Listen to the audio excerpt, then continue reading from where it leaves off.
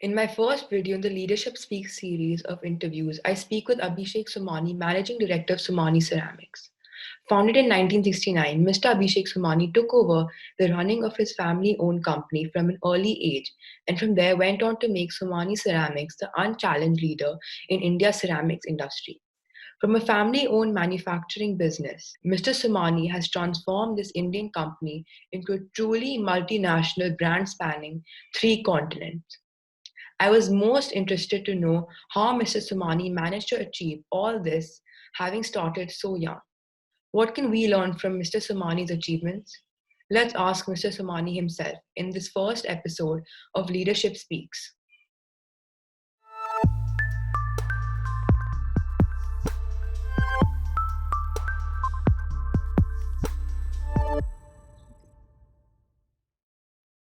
Good afternoon. I'm Rehan Khanina. Thank you, Mr. Somani, for joining me and giving me this opportunity to be able to talk to you one on one. I would like to introduce to everyone that you're the director of Somani Ceramics. So, how are you doing today? Thank you. Thank you for having me. I didn't think it was an official talk, so you want me to be better dressed and take off my cap, or it's okay? So, it's okay, no problem. Fine. Thank you. Thank you. Pleasure to be here. My first question for you is which college did you go to and what did you study? So I graduated from London. I did my bachelor's in business administration at Richmond.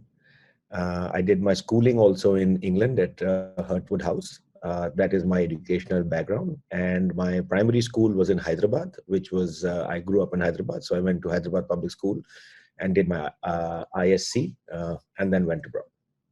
And so, at what age did you realize what you wanted to study?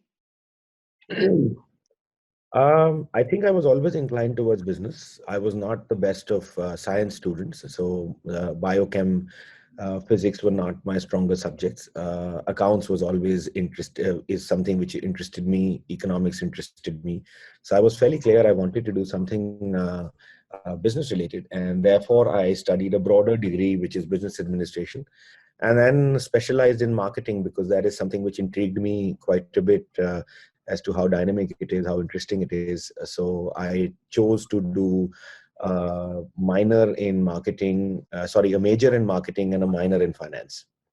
Wow, so that's very impressive. So, and as the third generation to take over Somani Ceramics, was there a lot of pressure to succeed? Yes, there was. As you have mentioned, this is a third generation business. It's been the first factory started in 1946, so it's been a while now. And then when I took over, the family was splitting. My grandfather was the architect of the entire family, and he split all his brothers while he was alive and while he was still in charge. So I got a company which was the tile company, which is what I look after now. It was a loss-making company at that time. So the challenge was to turn it around. But I think what was given to me, I had a free hand since 2003. For 6-7 years, I was with him. But 2003 onwards, I had a free hand as to what I should do with the company. Should sell it, keep it, turn it around. It was all up to me. Right, so that's amazing. So, and did you always have the vision and passion to join the family business, or so did you ever want to diversify and start something new on your own? I think when we were growing up, it was kind of taken for granted that a son would join the family business. Unlike now, where children have a far more a different approach, and they have the freedom to move out of the family business or use family capital to diversify. I don't think we had that option. Nevertheless, I think that's one way of looking at it. The other way of looking at it is that I could have become a professional, but I chose to join the family business. Somewhere in the back of my mind, this was an easier route out. So I must bring that to the table that it was an easier route out for all of us, and therefore join the family business. The businesses are very small, so the excitement around India at that time, the excitement around the business we are in at that time was immense, and I did see the potential of diversifying. My grandfather had put about 17 different factories during his tenure, So that inspired me that, there's a lot more which can be done with the current industry.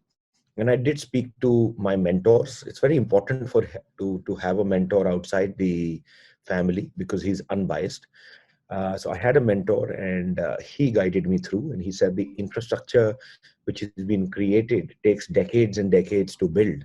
One must leverage that and grow from that, rather than being foolhardy to say that, I want to diversify. So there were more than enough opportunities to diversify from within the same company, and which is what we've done. So it's very exciting times.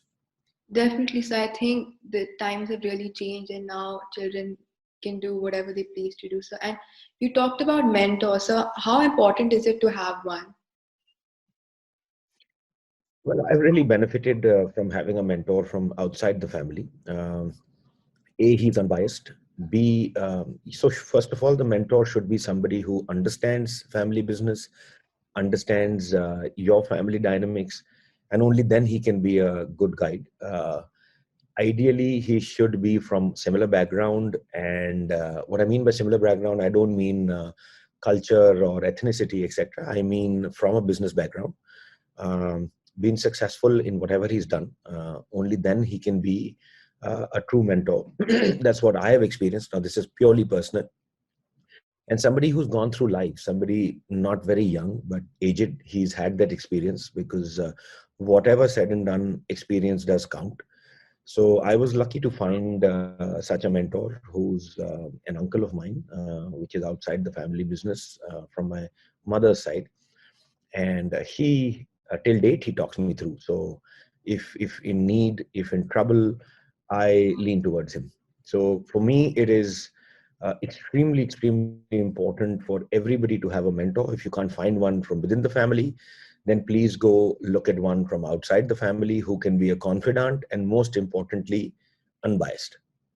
Definitely. So I think needing an unbiased opinion in business, especially, is extremely important. So, and Sumani Ceramics is always coming up with new products. So whether it be bathware or new tiles. So how do you generate new ideas? Like meeting new people, reading, traveling.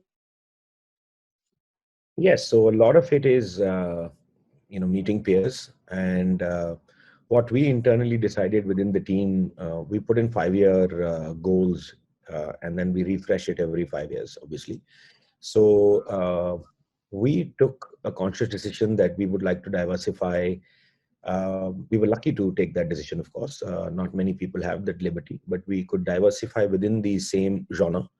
So we took a conscious decision that we want to diversify in all the products which get sold from our existing dealerships. Therefore, we diversified from tiles to sanitary ware to bath fittings and now to geysers. We plan to get into various other products of the same dealership. And why the same dealership and not other dealerships? Because we had the opportunity to go and diversify and acquire a paint company, acquire a ply company, but we didn't want to do that. We wanted to be within our genre. And a big reason for that is that we've built these relations with our dealers, which is our stepping stone to success. The relationships also have been built through decades. They honor that relationship. We cherish that relationship. So we thought it would be prudent to diversify within the same field where these relationships can be very easily leveraged, and grow those businesses. And that's why we have now diversified into sanitary ware, where we are now the 5th largest sanitary ware manufacturer in India, and bath fittings, we're again the largest manufacturer for bath fittings. And this has only been possible because we've been able to leverage our relationship. So I think in our business, we're lucky. There's more than enough scope. We haven't even scratched the surface. So I do believe that until the next couple of thousand crores of revenue, we would not need to look outside of our genre. Once that happens, maybe we take a different view. So that's very impressive, sir. And I think with all this business, I think everyone needs to take their mind off things sometimes. So, what is one hobby you cherish and also feel in some way has helped you in being a successful entrepreneur? So I've always, so this is something which I learned from my father, to have a hobby. Most people in that generation or the generation above didn't have a hobby. Their hobby was work. So I think from my father, I learned that every human being should have a hobby. Only then is there a full life. So I do a couple of things. I used to motor race. So I used to rally. Even today, I find the time to motor race. Other than that, I do photography, and I have a very funny hobby called die-cast collectibles. So I collect die-cast models, car models. So one of the largest ones in India. Proud to say that. So yes, between extreme sports, motor racing, photography, and die-cast collectibles, I keep myself fairly busy. I've always been sporty, so I play a lot of sports, from cricket to squash, badminton, etc. So do keep finding the time to do that. Definitely, sir. That's impressive. So I think you're probably the first person I know who hasn't said, like, I think the second person who hasn't said golf. I think everybody plays golf. And so your hobby is very unique. And sir, what is your favorite book, and like which one do you recommend from my age group? Yeah, so I must confess I don't read too many books. I read a lot of journals. I read a lot of magazines. So I'm the wrong person to ask for which is the favorite book. But I have read a few, but that's more from an interest of the person. So I read the one with Elon Musk. I read the one with Steve Jobs, their autobiographies, and the other casual ones, something like Who Moved My Cheese, etc. So I'm not a book reader, but if you ask me kind of journals I read, there are too many of them of different genres, from business, Harvard Business Review, Sloan Management Review, to National Geographic, to Cars and Bikes, Autocar, Photography Network, etc. Wow, so I will definitely read one journal, definitely, sir. And I think one question I really wanted to ask you was, what is your number one tip for youngsters like me who wish to be entrepreneurs when they grow up? A few, I think. Number one is, do not get stressed about what you think you want to be. Let it flow. Let it be on the go. You don't need to worry about whether you want to do a science, whether you want to do I don't know, economics, business, etc. So let it be on the go. I do believe that you must secure a degree, which is not a general management degree like ours. I think it is very important for all of you to get a degree which will secure you a job.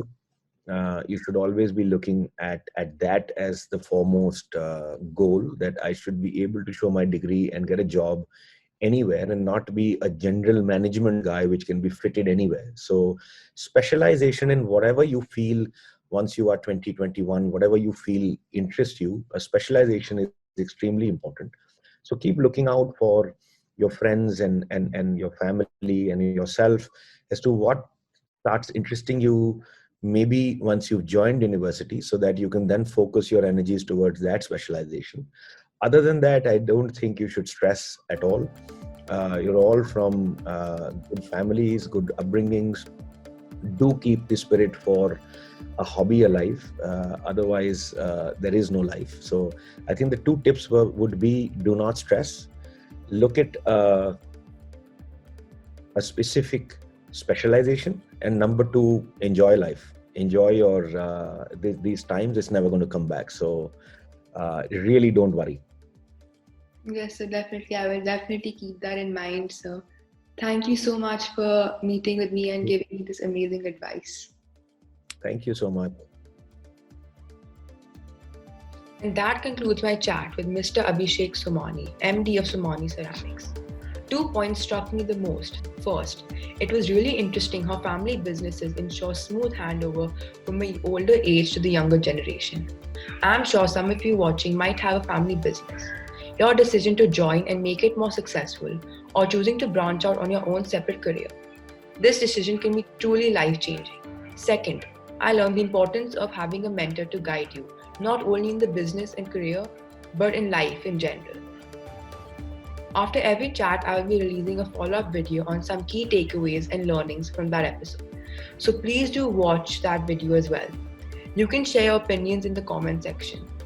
This is the first in a series of interviews I will conduct with business leaders and people who have achieved success in their lives. My goal is always to learn from their experience and to see what key choices they have made in their lives which contributed to their current success. I look to them for guidance and direction so that whenever I am faced with similar choices and challenges in my life and career, I know that I'm not alone in this situation. By watching these interviews, I hope you will find something to learn from which might be the road to your own success. If you enjoyed watching this episode, please do like the video. I'll be releasing my next Leadership Speaks interview very soon. Till then, think positive, have big goals, and focus on the road ahead.